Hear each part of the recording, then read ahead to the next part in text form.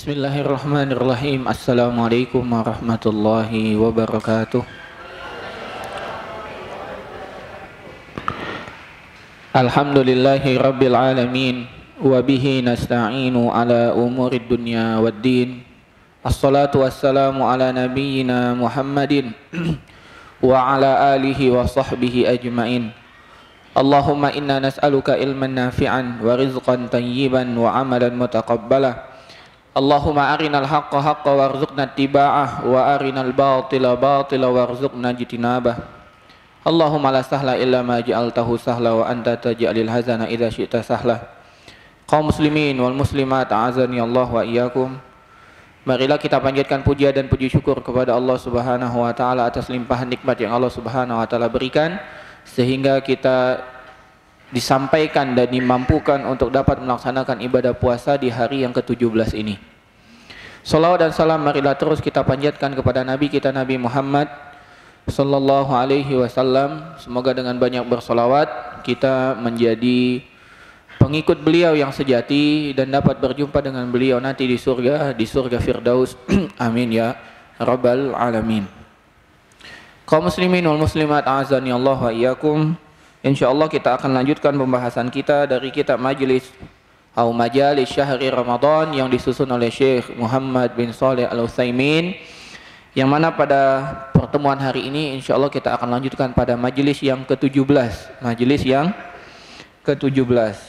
yaitu fi ahliz zakah, yaitu pembahasan tentang golongan-golongan yang mendapatkan zakat atau kelompok-kelompok yang mendapatkan zakat.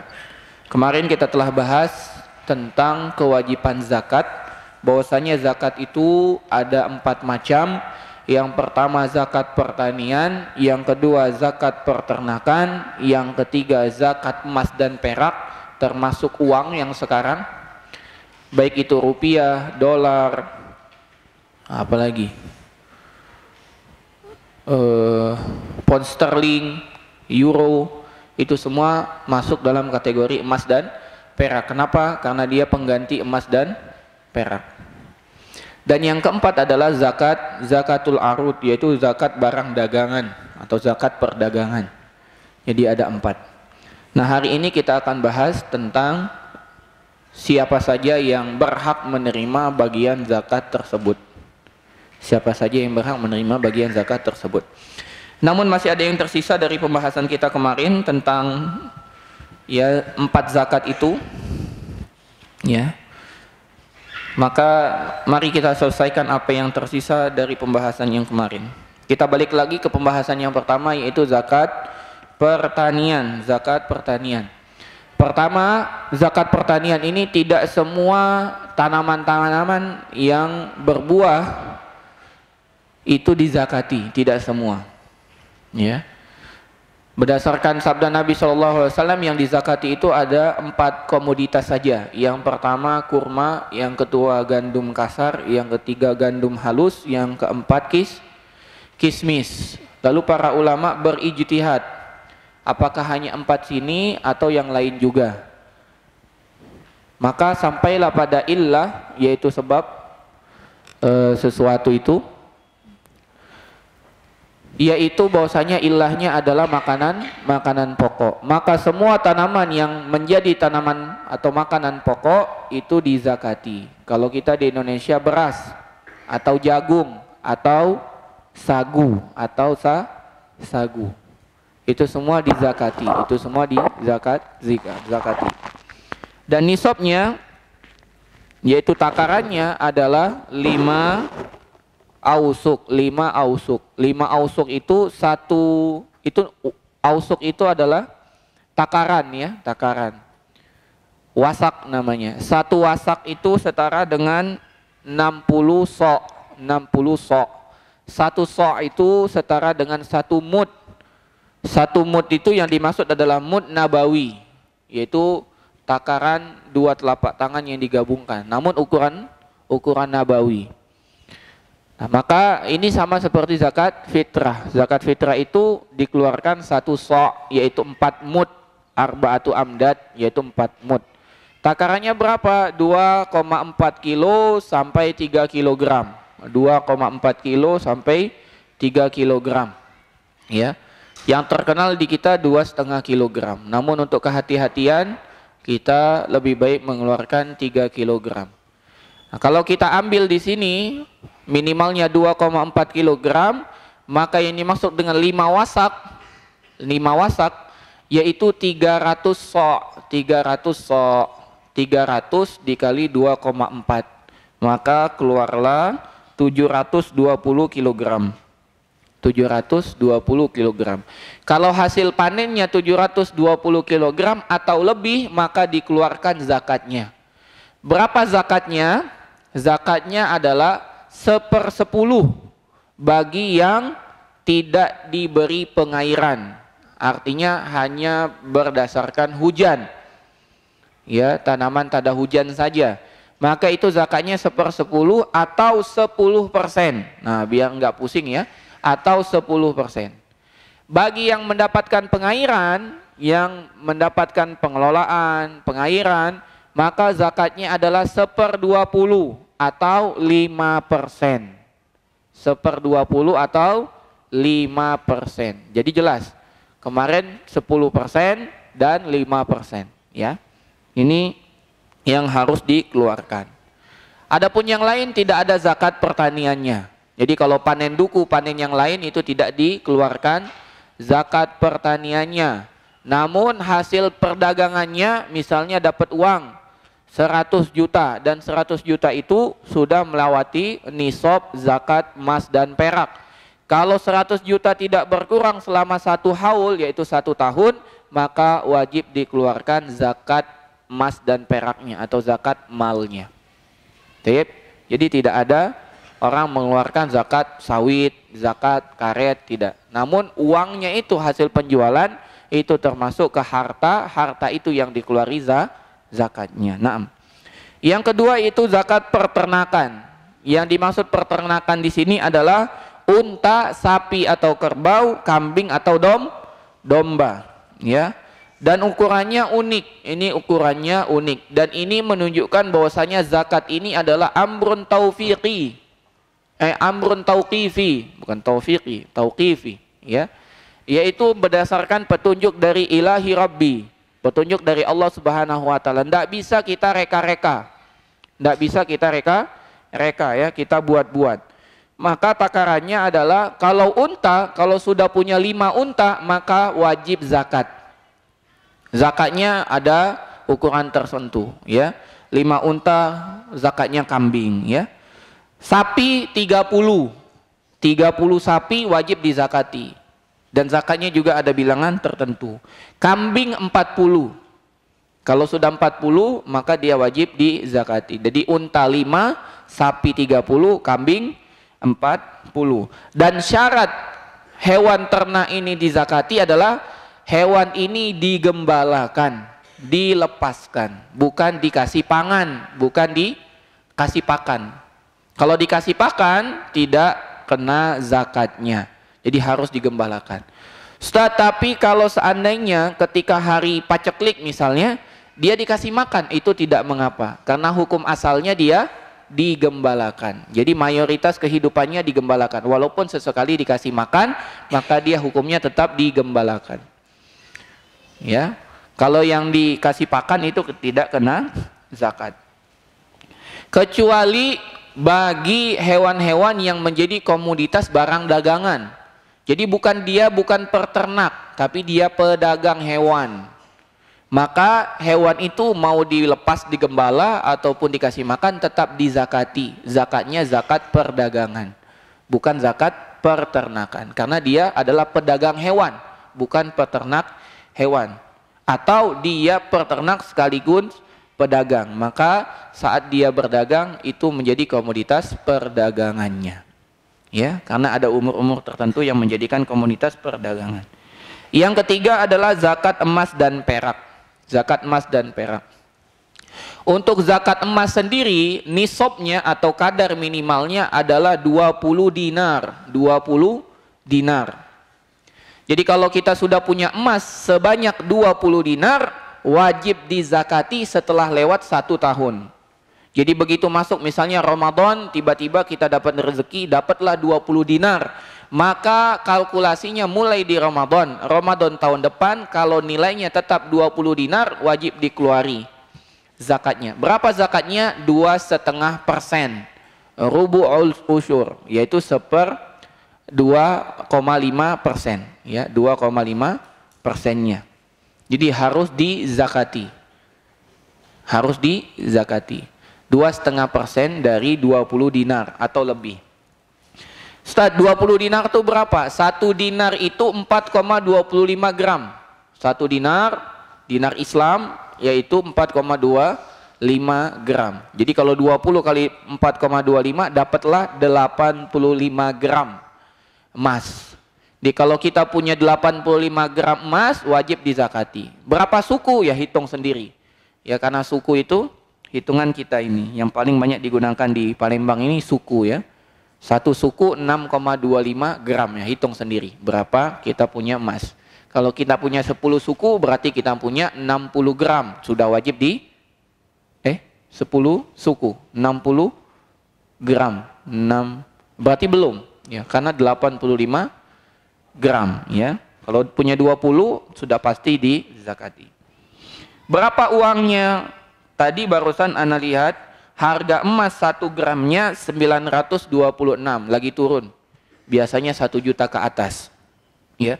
Berarti kalau kita punya uang tabungan bersama emasnya senilai 78.710.000, maka sudah masuk nisab zakat emas. Ya. Kemudian yang kedua perak. Perak ini berapa? Perak ini wajib dizakati kalau sudah sampai 200 dirham. Berapa? 200 dirham. Kalau dinar 20 dinar, kalau dirham 200 dirham. 200 dirham itu berapa gram? 1 dirham itu 2,975 gram. Nah, ya. Itu dirham, 2,975 gram. Jadi kalau kita total 200 gram itu 200 dirham itu sama dengan 595 gram. 595 gram. 595 gram. Berapa uangnya? Sekarang barusan tadi Ana lihat harga perak itu 12.199 rupiah. Kalau dibulatkan 12.200. Murah sekali. Iya, memang murah perak. Jadi kalau kita punya uang tabungan ya senilai ya 12.200 dikali 595 gram dapatlah uang 7.258.000. 7.258.000. Kalau kita punya uang tabungan 7.258.000 maka wajib dikeluarkan zakatnya. Ya, di sini penulis menekankan kadar uang itu mengikuti kadar dirham, bukan emas. Jadi kalau kita lihat tabungan, yang dilihat tabungan dirhamnya, Pak. Kalau kita lihat dirham berarti 7.258 sudah keluar zakatnya. Jadi kalau kita punya uang tabungan 10 juta, ya berarti sudah wajib zakat, ya, berdasarkan penulis dalam kitab ini. Dan itu insya Allah lebih bermanfaat untuk kaum muslimin. Jadi hampir semua orang bisa mengeluarkan zakatnya. Dan jangan khawatir, zakat tidak akan mengurangi harta. Zakat tidak akan mengurangi harta. Bahkan sebagaimana yang kita baca kemarin, akan melipat gandakan harta. Namun orang Islam tidak memikirkan lipat ganda harta dunia. Karena dunia ini hanya sementara. Gitu ya. Nah, bagaimana cara mengeluarkannya? Maka kita hitung aset kita, yaitu tabungan, bukan gaji. Tabungan yang sudah terkumpul berapa. Misalnya kita punya tabungan 10 juta, tambah emas 10 suku, tambah perak 10, bukan 10 suku. Perak berapa? Perak 500 gram misalnya ya, karena kita koleksi batu akik ya, tiap batu 10 gram ya. Kita punya 500 batu ya, berarti ya banyak sekali ya, 5 kilo berarti kita punya perak. Ditimbang berapa nominalnya. Total dapatlah uang 100 juta. Oh ternyata emas, dan emas yang dimaksud bukan hanya emas antam, bukan hanya emas batangan, bukan. tapi termasuk juga perhiasan. Jadi ibu-ibu ya termasuk perhiasan yang dipakai, gelang, cincin, subang, subang itu, anting-anting ya, gelang kaki dan lain sebagainya itu ya wajib dizakati, ditotalkan dengan tabungan dizakati. Harta laki, harta suami, harta istri, ya, maka dipisahkan zakatnya. Berapa hitung harta suami keluarkan zakat, berapa hitung harta istri keluarkan zakatnya. Syaratnya 2, kalau sudah masuk nisabnya nisab dirham dan sudah lewat 1 tahun. Maka kita wajib menghitung-hitung harta kita harus dikeluarkan. Ada ancaman yang sangat mengerikan ya tentang zakat ini. Pernah suatu hari Aisyah radhiyallahu taala anha datang menemui Nabi dan berhias. Beliau menggunakan perhiasan dari perak besar dan cantik jelita. Nabi tidak bertanya yang lain. Nabi bertanya, apa ini? Kata Nabi SAW kepada Aisyah, apa ini? Kata Aisyah, ini perhiasan yang aku gunakan untuk berhias di hadapanmu. Ya, jadi perhiasan itu ibu-ibu digunakan di hadapan suami, biar suaminya enak melihat. Jangan digunakan waktu ke pasar, yang melihat tukang sayur, jangan. Ya, pakai di rumah suami yang menikmati, pakai gelang, pakai cincin, pakai kalung, itu suami yang menikmati karena suami yang menanggung kita, bukan tukang sayur. Ya, ini banyak orang salah, di rumah dilepas, di luar dia pakai. Ya. Saat dia belanja ke tukang sayur, tukang ikan, tukang ayam, dia pamerkan gelangnya, ya. Oh, gelang saya 500 gram itu ya, setengah kilo. Jangan. Suami yang menikmati, bukan orang lain, ya. Begitu. Nah, kata Nabi SAW, apakah engkau mengeluarkan zakatnya ini, wahai Aisyah? Tidak ya Rasulullah. Kata Nabi SAW, Masya Allah, engkau sedang memakai bagian dari api neraka. Ini istri langsung diingatkan, ya, ingin bersolek di hadapan suami, namun tidak mengeluarkan zakatnya, langsung diancam. Sesungguhnya engkau telah memakai bagian dari api neraka. Ya, jadi harus hati-hati. Yang terakhir yaitu zakat perdagangan. Zakat perdagangan. Semua objek dagang itu harus dikeluarkan zakatnya. Kalau kita punya toko, punya warung, ya semua dilihat berapa modalnya yang sudah ada dalam bentuk barang, berapa kita hitung. Ya, misal modal kita yang ada di dalam warung itu berupa komoditas barang 70 juta misalnya, karena kita masih warung kecil-kecilan. Kecuali kalau warungnya besar, ya, misalnya 70 juta. Uang cash berapa yang ada di warung? 10 juta, berarti 80 juta. Digabung dengan tabungan kita, karena dia termasuk harta.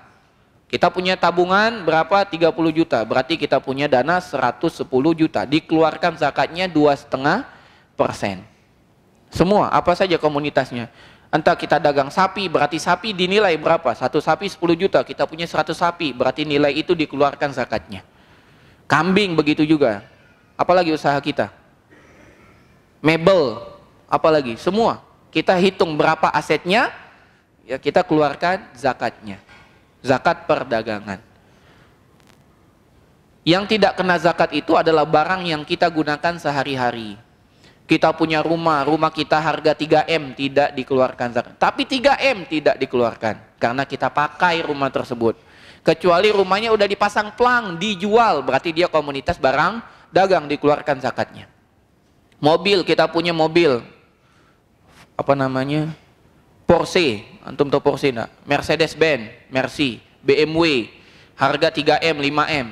Keluar zakat? Tidak, karena dipakai. Kecuali itu dipasang di showroom, maka dia keluar jadi barang dagangan. Ya, motor, kita punya Ducati Monster atau yang lain sebagainya, kalau jadi barang dagangan baru dikeluarkan zakatnya. Kalau tidak, tidak dikeluarkan. Ya, begitu. Lantas Ustaz, kalau kita punya kontrakan gimana? Kita pengusaha kontrakan. Kos-kosan, kalau kita di sini bilangnya bedeng, ya. Gimana? Maka kita keluarkan zakatnya, tapi yang dikeluarkan bukan asetnya. Bukan asetnya. Rumah berapa? Senilai 500 juta, keluarkan zakatnya. Enggak.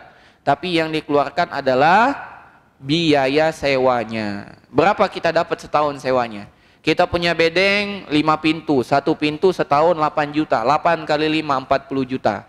Berarti 40 juta itu dimasukkan ke tabungan kita. Kita punya tabungan 100 juta, berarti 140 juta dikeluarkan zakatnya. Begitu. Ya, jadi bukan asetnya, namun nilai sewanya. Ruko sama, apalagi tanah sama, dan sejenisnya. Yang seperti itu dikeluarkan, yaitu sewanya, bukan bukan nilai asetnya, namun biaya sewanya. Begitu ya. Nah, kalau misalnya kita pedagang, biasanya dagang ini kan ada hutang, ada piutang. Tadi kita telah hitung modal kita yang ada di warung 70 juta.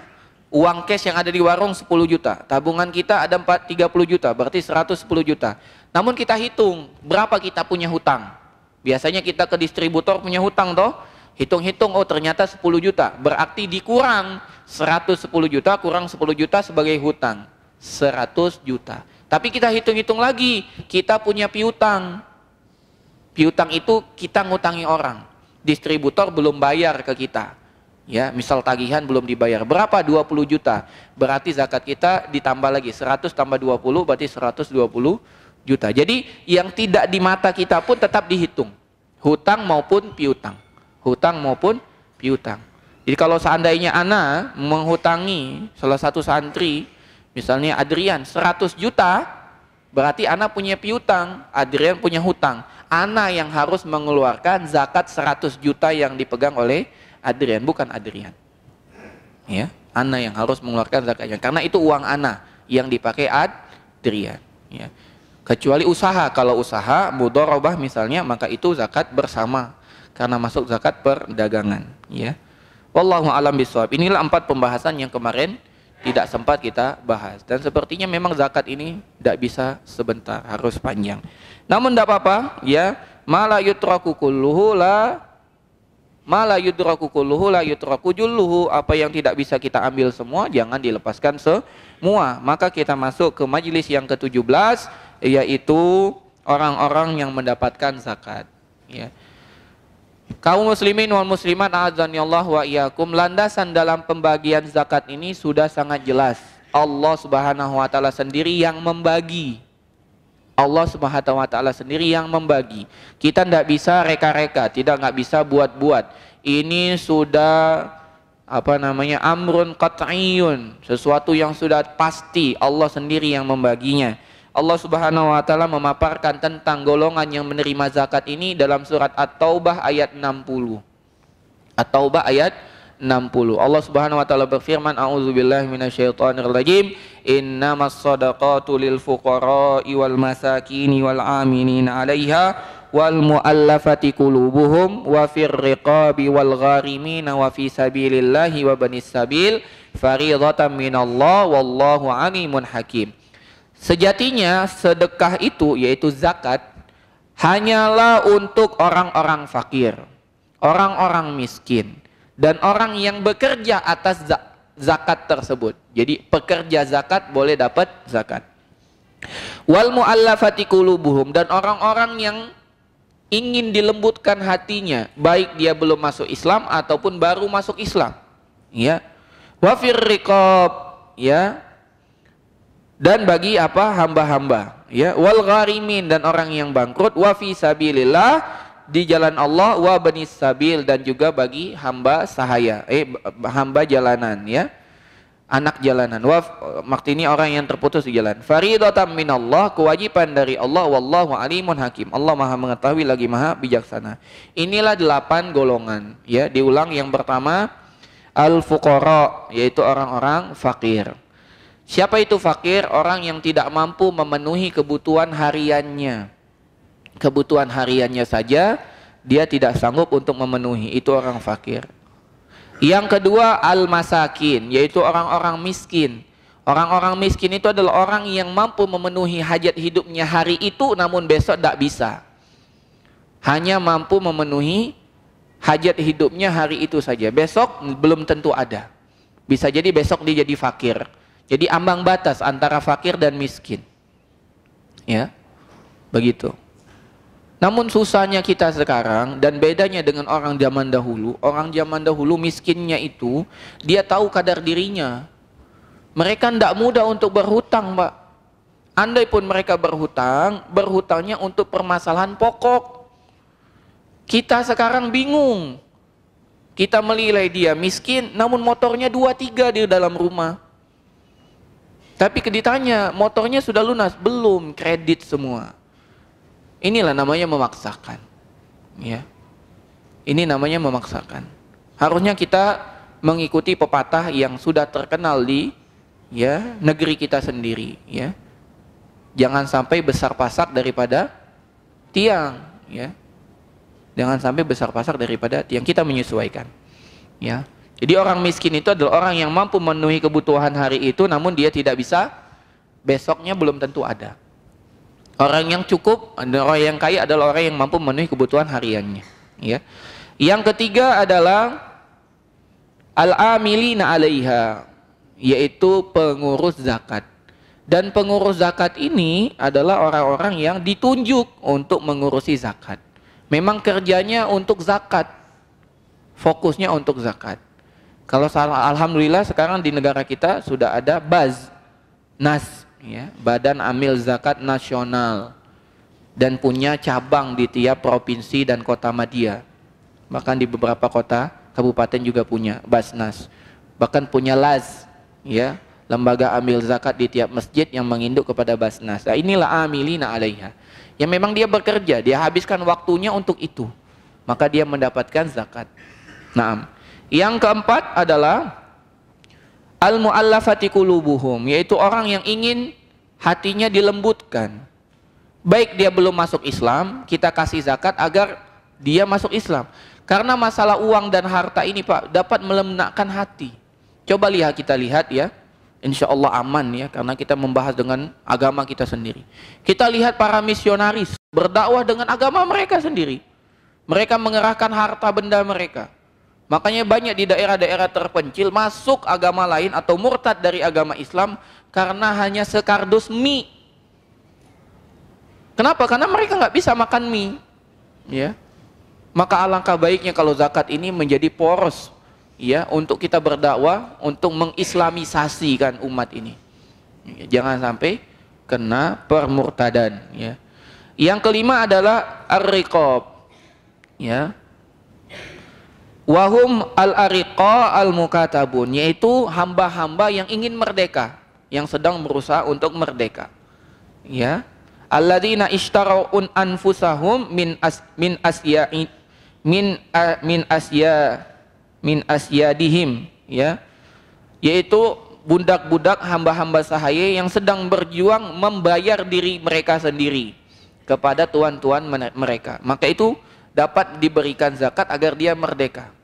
Ini bantahan kepada, ya, umat-umat yang lain yang menduduk Islam membolehkan perbudakan. Perbudakan dalam Islam sungguh mulia.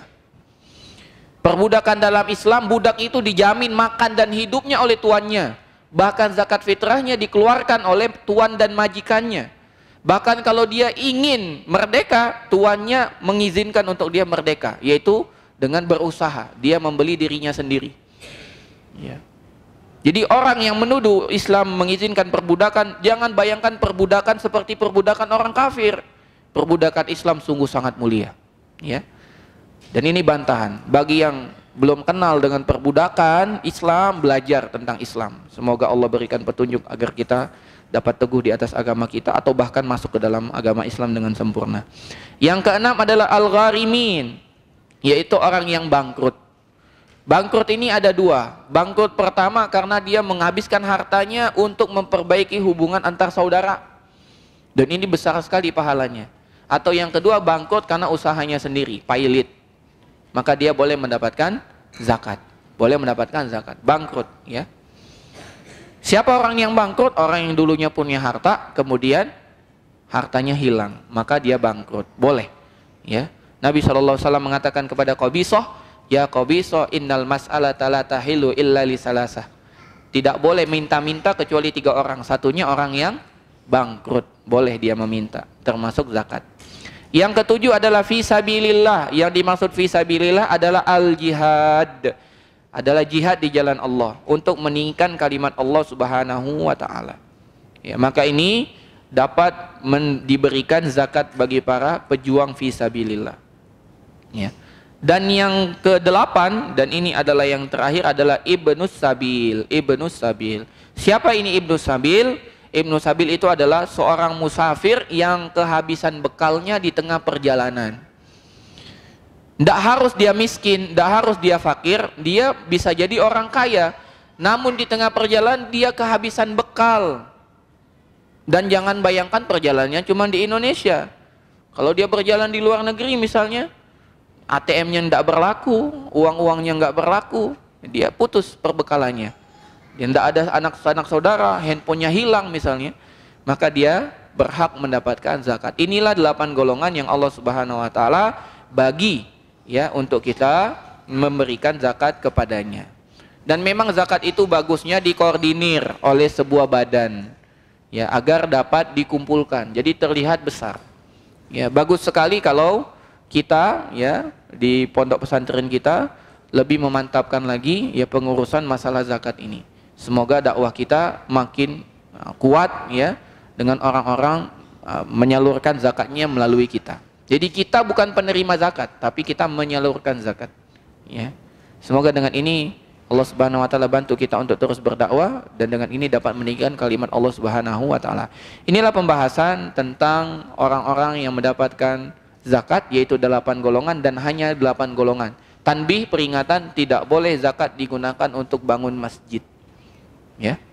Tidak boleh. Jadi zakat tidak boleh digunakan untuk bangun masjid. Peruntukannya hanya untuk 8 golongan ini saja. Kalau mau bangun masjid silakan gunakan dana wakaf dan sedekah biasa, bukan zakat. Lebih dan kurang kami mohon maaf, kepada Allah kami mohon ampun. Semoga Allah Subhanahu wa taala selalu kuatkan kita untuk terus berjuang sampai akhir Ramadan, dan agar kita mampu mengisi hari-hari sisa Ramadan ini dengan amal ketakwaan yang dapat membawa kita kepada takwa di akhir Ramadan.